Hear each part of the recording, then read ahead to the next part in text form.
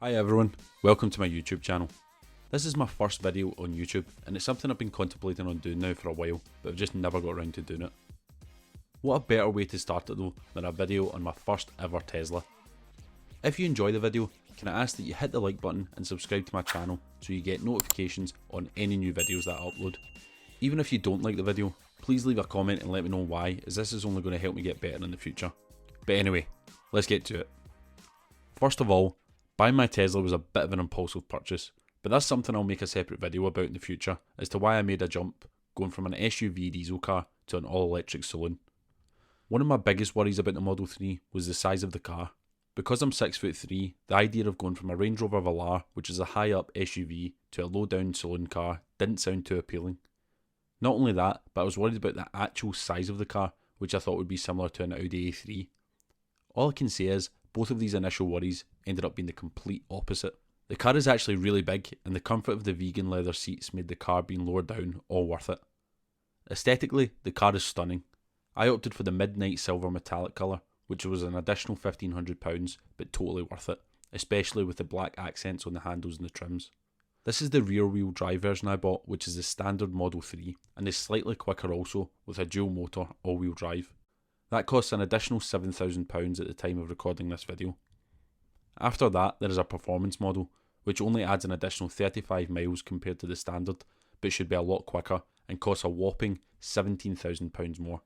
For me, it made absolutely no sense to get anything other than the rear-wheel drive Model 3, considering it very rarely snows in Scotland, and with a range of up to 305 miles, the additional miles that I would get in the long range and performance model wouldn't justify the price difference. Ideally, I would have loved to have gotten a Model S, but that's just way out of my budget. I kept the 18-inch aero wheels on the car as they come as standard, but to be honest, I actually really like them as well because I think they've got a really futuristic look and also have the benefit of increasing efficiency and range of up to 10 miles. Since getting the car, I found out that these aero caps actually come off and there are some nice looking alloys underneath. I just haven't bothered taking them off because I actually like them. There's plenty of YouTube videos out there that you can look at that will show that process. The boot is really spacious and I can fit everything in that I could previously in my SUV. The only negative thing I can say about it is that it's pretty narrow, so if you have any large bulky items that you need to travel with a lot, this probably isn't the best option for you. In addition to the boot, you also have a frunk. Because it's an all-electric car, there is no engine, which means additional storage space underneath the bonnet. This is where I store all of my charging cables and medical kit, but there's definitely still space for some other small items when travelling. One of the nicest things about this car is the minimalistic style and feel that Tesla boasts in all of its cars. The fact there is one big 15-inch screen in the middle which operates everything, I absolutely love. Because everything operates from the screen, there is no dashboard either. I thought this was going to take a while to get used to, but in all honesty, after 10 minutes of driving and looking at the screen to see what speed you're doing, it felt like second nature. Also, there is the benefit to there being no dashboard, as you have an enhanced view out of your front windscreen. It comes with two wireless charging pads, which sit just under the 15-inch screen. It looks pretty smart and is really handy not having to connect your phone to a cable. It also has a USB slot in the glove box where I have the Tesla 128GB USB stick plugged in to store all dashcam footage and 4 USB-C ports, 2 in the front and 2 in the back. This car has endless amounts of entertainment ranging from Netflix, YouTube, Twitch and even arcade games. People might think these are a bit of a gimmick, but what I've found is they come in handy more often than not. For example, if you're ever dropping your partner off at the shops or going a long road trip and need to stop to charge the car, these entertainment options are so much fun. One of the funnest things about this car is the instant power you get as soon as you touch the accelerator. Now, I'm not a fast driver and I definitely do not want to promote fast driving, but wow is this thing fast. Since I opted for the basic rear wheel drive model, I was actually surprised at the power that it produces. As I mentioned earlier, the long range and performance model on paper are quicker than the standard Model 3, so that's something I would love one day to try, as I just cannot imagine anything quicker than this car every single time that I get in it. When I ordered the Tesla, you have the option of adding enhanced autopilot for an additional £3,400 or the full self-driving capability for an additional £6,800. Enhanced autopilot gives you the ability to navigate on autopilot, auto lane change, auto park, summon and smart summon. Full self-driving does all of that, plus the car will respond to traffic lights and stop signs. It will also have auto steer on city streets in the near future. I just opted for the basic autopilot which comes as standard with the car. This will keep your desired distance between cars, whether it be 2, 3 or even a 4-car distance. This is really handy when driving on the motorway, especially if you are going a long distance, as the car will keep its centre in whichever lane you're in and keep that distance in between the cars.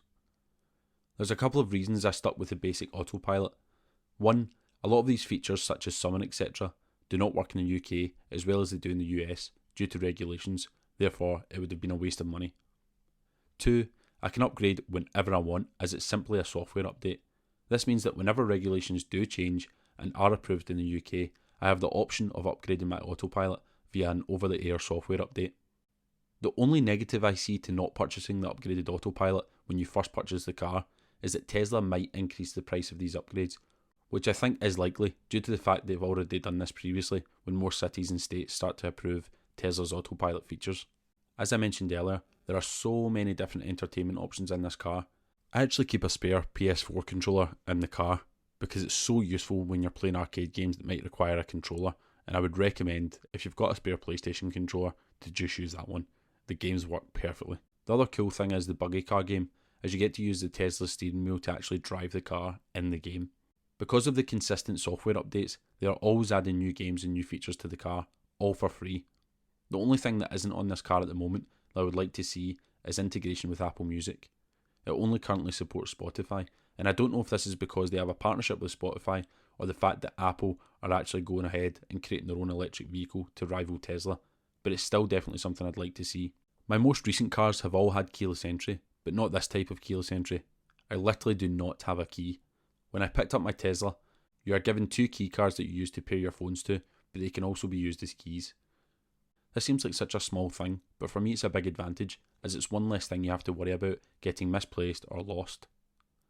Everything can be operated from your phone, from heating the car up, scheduling departure, Sentry mode which was recently added, and lots more. So, what's my overall opinion on this car? This is without a doubt the best car I have ever purchased. I've had 9 cars in total, and this one blows every single one of them out of the water.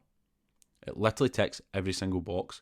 There are just so many things this car comes with that I never thought would have been useful before, such as the heated steering wheel, which is incredible in the winter, and as well as front heated seats, the rear passenger seats are also heated. This is really convenient if you tend to be the designated driver for your friends or your family.